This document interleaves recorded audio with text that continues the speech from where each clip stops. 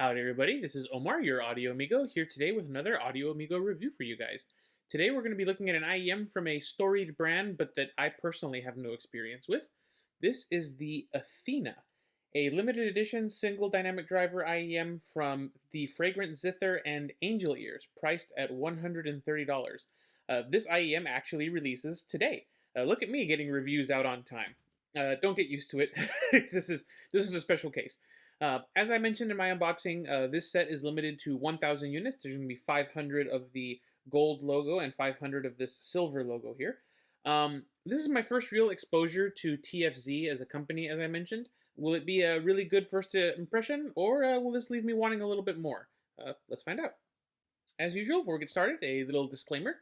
This sample of the Athena was sent to me by Angelears for review. I'm not being paid for this review, but because I could turn around and sell this set if I wanted to, I've gone ahead and activated the paid promotion feature here on YouTube. I do these disclaimers because I believe in full transparency when there is potential bias besides my own personal taste at play. Thank you so much to Angelears for sending me the set for review, and thank you all for your support.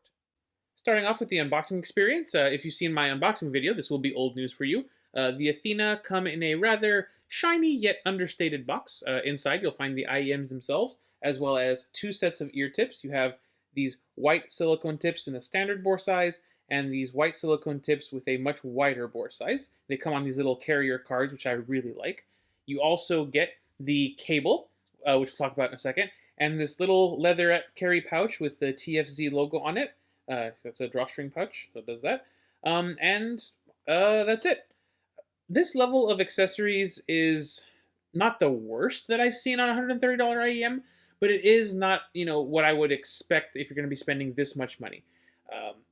From the research I've done on TFC's other IEMs, this seems to be in line with the accessories that they sort of typically provide with their IEMs, so I'm not going to knock them too many points. And there are IEMs that cost more than this that have even less packaging. It would have been nice to have some sort of hard case, but like I said, I'm not going to knock them too much. It's just a little bit disappointing. So let's take a quick look at that cable, which honestly I think is really great looking. This is a gorgeous, like shimmery blue 4-wire weave that breaks up into dual 2-wire twists at the Y-split. The coating feels really nice in the hands. The 3.5mm connector here is metal. It's got the Athena branding on it. There's no real knurling or indentation here to help with grip, but that's not too bad. The Y-split is also metal. It's a very low-profile piece of metal, and it matches the connector. There is no chin slider, which is interesting. As far as the ear hooks go, they're the wrong shape for me, which I'll mention in the comfort section, but the plastic coating on them doesn't feel really awful or uncomfortable in the ears. It's actually quite decent. These are TFZ connectors, as I've learned, named after the fragrant Zither, this IEM company. I'm kind of disappointed that they're not metal, seeing as the rest of the hardware is this nice sort of matching metal aesthetic with the single machined line in them. It kind of would have been nice to have seen these also metal, but that and the lack of a chin slider is really my only complaint for this cable. I think it behaves well, it wraps nicely, it doesn't have memory, it's not microphonic. It's overall a very sturdy, very solid cable at an IEM at this price, and I think it's really good.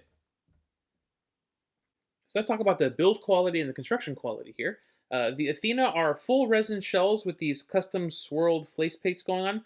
The nozzles are a part of the lower shell and feature metal mesh grills inlaid into the nozzles.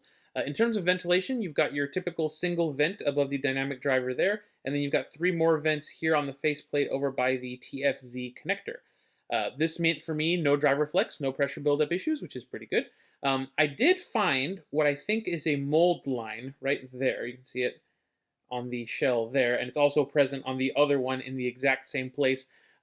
Since it's in both places and it looks pretty clean, that's why I think it is a molding line. It's really the only sort of resin quality thing I could find on here. It's very high quality. Like I said, builds like this are pretty standard at this price range. If you have an all resin IEM at this price point, this won't be any more or less durable. It should hold up pretty well as long as you take care of it. Overall, good quality. So let's see what the Athena is working with in terms of specifications. The Athena is powered by a single 10mm dynamic driver with a beryllium-coated diaphragm. This being a single DD, I found that drivability was nice and easy, sensitivity over 100, impedance of 32 ohms, it worked with my Walkman, it worked with my CD player, no real need to buy an amplifier for this one. The nozzles on the Athena are a little under the average in terms of size, at least from what I've measured. That plus the very lightweight shells on these should mean pretty good things for comfort, but we'll discuss that later. Being a single DD, I didn't find that the frequency response changed when I exposed it to impedance adapters. The stock cable carries a resistance of 0.3 ohms, which is on the lower side for the cables that I've tested. And overall, the Athena is honestly just a pretty typical single DD resin-shelled IEM in terms of specifications. Nothing too standout. But now it is time for the cool wall. Once again, we have hand sort of finished shells where the exact look that you're going to have is going to depend on who finished your shell and what part of the area you were in and who did the coloring. Mine are okay. I wish I got a little bit more of a vibrant green pattern like I've seen in some pictures, like that green right there. If that had been more up here and it had been more of that like blue color that I see there. Just a bit more vibrancy would have been nice. The translucent blue on the lower shells is nice. I think that you can see, I like seeing drivers and equipment inside the shells, and I think that worked out well here. The build overall feels pretty standard. The shell that I got feels pretty average. I've seen other people's units online, and they look, frankly, a lot nicer than mine. I'm going to tentatively put these in cool. Just be aware that, you could wind up getting something way cooler than mine or something even blander than mine. It's just part of the luck of the draw for these. But let's go ahead and see if the Council of Ladies agrees with me on the looks of the Athena. And right off the bat, things are off to a good start. We've got 3 yeses, a meh, and a single no from our famously fastidious lady number 4. When it comes to doling out compliments, the vote swings the other way. We've got 3-2 against giving out compliments for wearing these, and I can sort of understand it, but it's a little odd to see a swing like that. Finally, let's take a look at their thoughts. Some are picking up on the random-ish nature of the faceplates. The logo seems to be a positive point, but there isn't as much love for the cable, which is weird. Maybe it just didn't come through in the picture I sent. Overall, not a bad showing on these, even if the TFZ logo isn't always appreciated in terms of style. As I alluded to earlier, the comfort on the Athena, for me at least, is pretty good. The shells are fairly small. The shape has no protrusions, bulges, or comfort wings or sharp edges that will feel cause pressure in your ears. One thing I will say, this smaller sort of nozzle lip here, it's pretty subtle, that holds ear tips on, did not like holding on to my standard CP145 testing ear tips. I did swap to CP100s for the duration of the test, so just be aware my listening impressions are using CP100s instead of CP145s because they kept coming off in my ears. The only real fly in the ointment for me, besides the nozzle lip, which is really fine, was the shape of the ear hooks. The radius on these just didn't work well for me. I don't really want to penalize the Athena for that. If this was a set that you were going to buy that you were going to use all the time, you would probably take a hairdryer to the hooks, bend them into a shape that's going to work for you. So, honestly, I really didn't have any issues wearing these long term. If these were going to be my daily drivers, I would probably bend the ear hook my way. My wife didn't have any issues with the ear hook. She didn't have any issues with these, period. They were an extremely easy pass on the tiny ears test. The smaller nozzles held onto her smaller tips very well. They were small enough to fit in her ears, and although the hooks, like I said, didn't work for me, they fit her ears really well. She was able to form and maintain a seal with no issues, and she was able to wear these for a full work day. All right, so let's go ahead and talk about how these sound. So bass is a good start for the Athena. The sub-bass rumble here is very tactile, and the mid-bass punch is nice and solid. Skrillex's Roughneck, the full flex version, has excellent sub-bass rumble, and you can really feel the mid-bass thumping in your ears quite nicely, I would say. Bass guitars and kick drums are more good news. The drums and bass guitar in Fleetwood Mac's Tusk have really good presence, and they don't lose out to the USC marching band once it comes in. Overall, good bass presentation. It's fairly typical of what I find when they take a Beryllium dynamic driver and you boost the bass. It can be a little bit boomy and pillowy on some tracks, but overall, it's a very colored bass presentation, but it's also a very fun and engaging bass presentation. The boosted bass does come at a bit of a cost, but seeing as I could tell immediately by listening to this that this is a V-shaped set, it's expected that the mids are sort of the penalty range. The lower mids are quite warmed up and what I would call tonally soft. Sweet Home Alabama sounds sort of lo-fi in a kind of nice way. The thick tonality helps the bass guitar and the lower guitar notes have good warmth and body to them. and the vocals honestly sound pretty decent as well. The whole track does feel a little bit soft and smoothed over, and as I said, kind of lo-fi. But it's a coloration that I know some people really like in terms of this type of music. There's 100% a recession in the frequency range here. But again, with this tuning, it's expected. As far as female vocals go, the Athena does not do the typical thing of hyping up the female vocals a ton. Instead, it chooses to keep them relatively subdued, and it amplifies the vocal harmonics instead, but I'm getting a little bit ahead of myself there. Blondie's Heart of Glass has Debbie Harry's vocals sounding a tad bit warmer on the lower notes, but the majority of her presentation is very clean. It's a lot more controlled than I was expecting. It's got good energy, it's got good presence, her notes are very, very well done. Overall, the mids on the Athena are quite tonally affected by both the bass and the upper mids, which I'll discuss here in a second. But I've heard V-shaped tunings executed much more poorly than this, and considering the V-shaped tuning, I think this is very well executed and pretty decent. As we move into the upper mids and treble, we find the sort of other half of the V-shaped tuning profile. The upper mids and lower treble are quite emphasized, and it can lead to sort of an unnatural tonality for some female vocals, and I feel like other female vocals kind of benefit from that. Midarin's Like Flames is one that I feel benefits from this tonality. Her voice in general is a bit lower down, and I feel like the extra airy, sort of slightly nasal tonality that this set gives some of her notes, it gives her voice a bit more contrast and really helps it pop in the track. There's also some really nice cymbals on this track, and the Athena does a really good job of emphasizing them without letting them get too out of control and sound really washy and messy and splashy, let's say. At my usual listening volumes, I really didn't have a problem on this track. However, on the other end of the spectrum, I had Laura Branigan's Self-Control. Right off the bat, song starts, those percussion at the hits at the very beginning, they can be pretty sibilant, and they can get fatiguing if you're listening at higher volumes, and those sharp, bright tones really start to grate after a while. You can tell that this set has a lot of treble energy up here, and that maybe this track isn't mastered to be the gentlest in terms of percussion. As far as her vocals go, she's a bit higher in the register compared to Midarin, and that nasal tonality that comes in, again, I feel does a bit more harm than good. The harmonics make her sound a little bit thin and unbalanced, and it just, I think, isn't the best that this track can sound. The treble here is quite spicy, and how much it'll fatigue you will depend on your library, your listening volume, and your personal, tolerance for it. I will say this set gave me what I call stealth fatigue, where I didn't notice it for like an hour or so, and then it started to sort of creep in.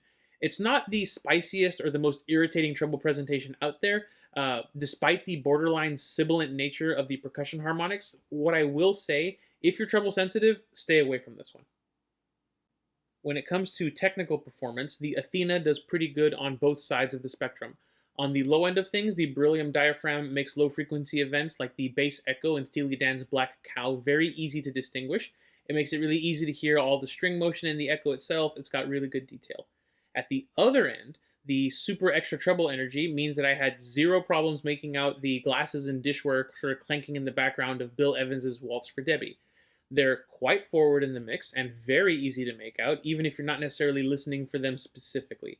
The resolution up here is helped by the tuning, even if it ends up sounding a bit unnatural at times. As I mentioned earlier, the mid-range accuracy does suffer. It's probably the weakest part here, especially in the lower mids, but that's more down to the tuning than the quality of the driver or its technical ability.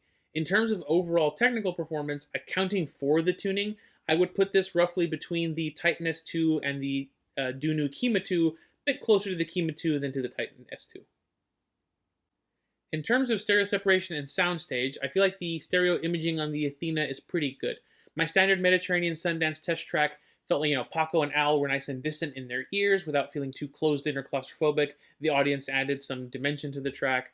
In terms of perceived 3D soundstage, the Athena didn't elevate well-mastered tracks, but it also didn't compress them either.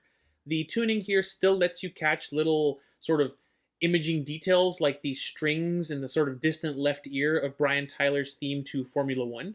There are instruments in both ears, actually, in sort of different areas at different distances, and I feel like the Athena did decently well at communicating that spatial information to you. Overall, I would say in terms of stereo imaging and perceived 3D soundstage, the Athena is about average compared to other IEMs at or around this price. All right, the Athena then.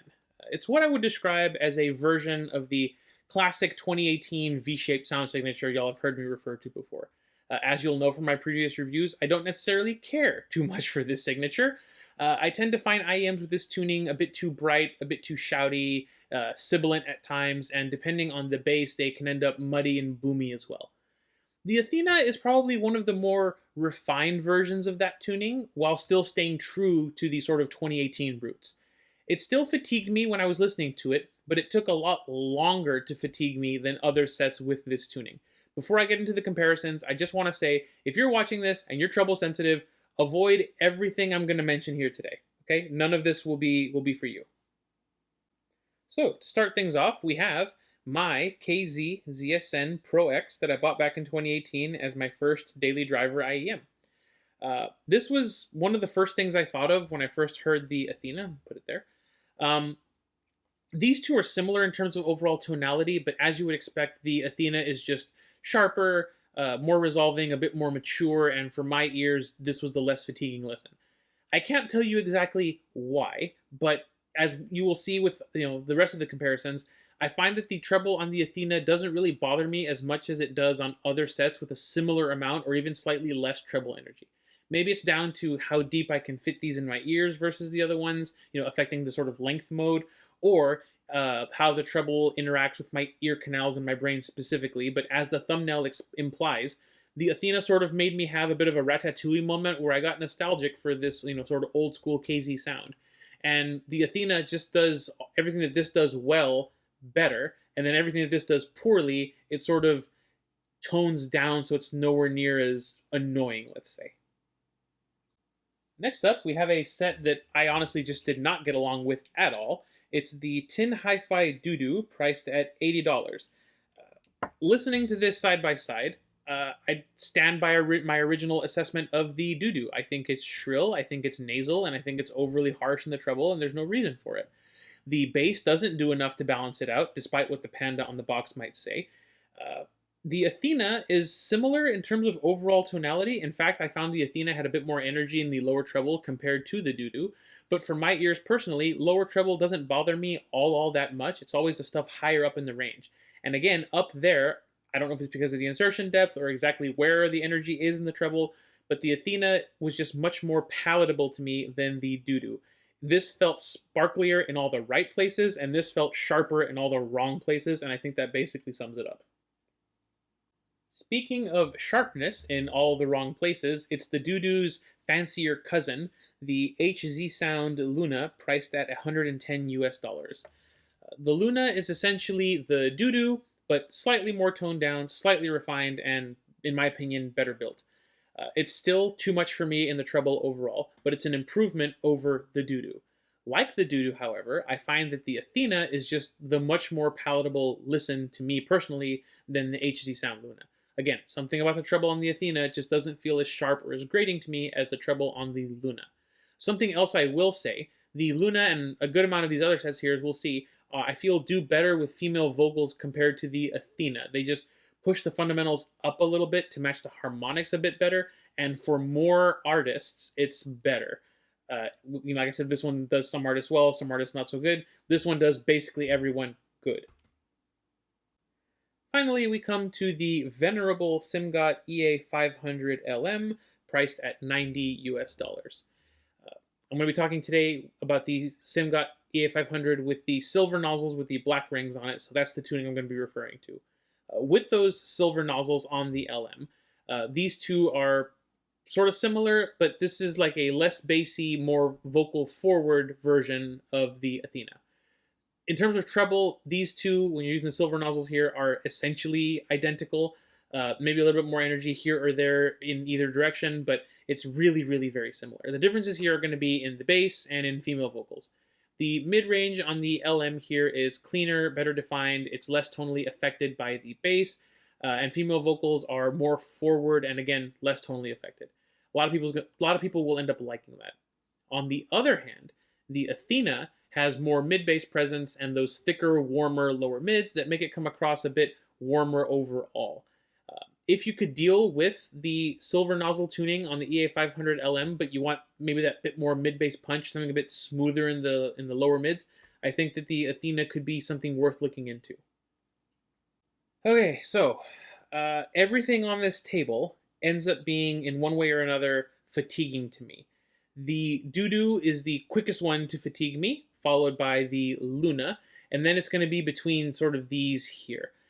If you have the silver nozzles on the EA500LM, the EA500LM and the Athena are roughly the same in terms of how quickly fatigue sets in. Now, on the 500LM, you have the option to switch to the gold nozzles, which is going to turn down the treble, making it, for me, essentially endlessly listenable. The gold nozzle is 100% my preferred tuning on the LM. But if you want that sort of fast, detailed, sharp planar sound, I would choose the Luna over the Dudu of the ones here on the table, but neither of these would be my first choice in terms of a sort of fast, super sharp resolving planar. Between the LM and the Athena, it largely comes down to your personal preference and your music library. I find both of these to be very similar in terms of overall driver quality and resolving power. The difference in actual resolution would be the tuning. And the fact that you can swap to a sort of calmer tuning on the 500LM is a good option. But, you know, the tuning on the Athena isn't necessarily bad compared to the silver nozzles on here. So, as I move everybody out of the way, we should pull out the Audio Amigo Arbitrary rating scale and figure out where we're going to put the Athena on it. The Athena, to me, has a very nostalgic sound. It's very reminiscent of that 2018 V-shaped sound signature I've been talking about. I feel like it's a very well executed version of that tuning. I feel like it hides a lot of that tuning's downsides while amplifying sort of the benefits. It's got very contrasty, excitable sound. It's a lot of fun to listen to, and the treble isn't immediately fatiguing or painful. I would go as far as to say that if you really enjoy that classic 2018 tuning, this would be a well-built, refined, sort of upgraded version of it if you want to go back and revisit it.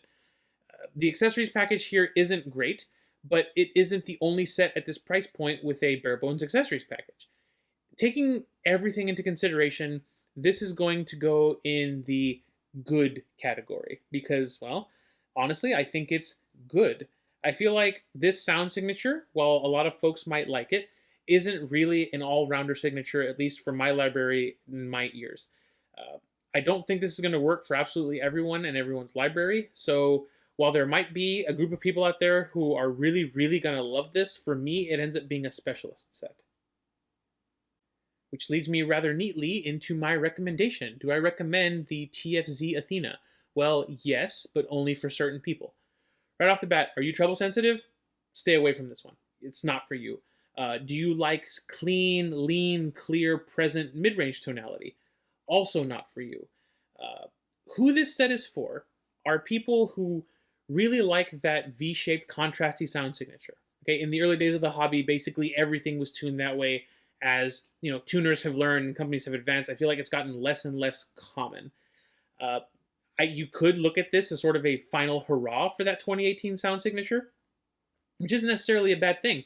This does its best, as I said, to hide the limitations of that sound signature while amplifying the good things. It doesn't always work for me personally, but I still think it's a very fun listen for those of you who like the tuning that this is based on. This is obviously going to be for collectors. It's a limited edition set, and that limited edition nature is going to appeal to the sort of gotta catch 'em all instincts of the collectors. But yeah, if you like this tuning, I think the Athena is an excellent choice. One thing I did want to mention, MSRP on this set is $130. It comes out today as you're watching this.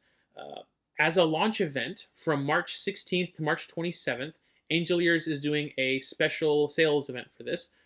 If you buy the Athena during those dates, it will only cost you $100 US, so $99 US for the price, and it will come with 2 bonus items. I'm going to try and find pictures of them here.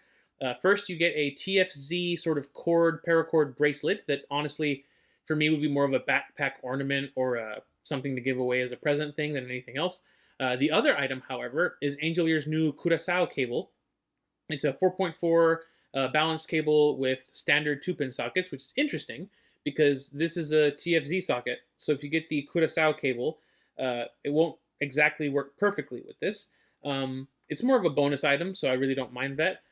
There's no coupon codes or anything for the sales event. All you do is head to their store and buy it like usual.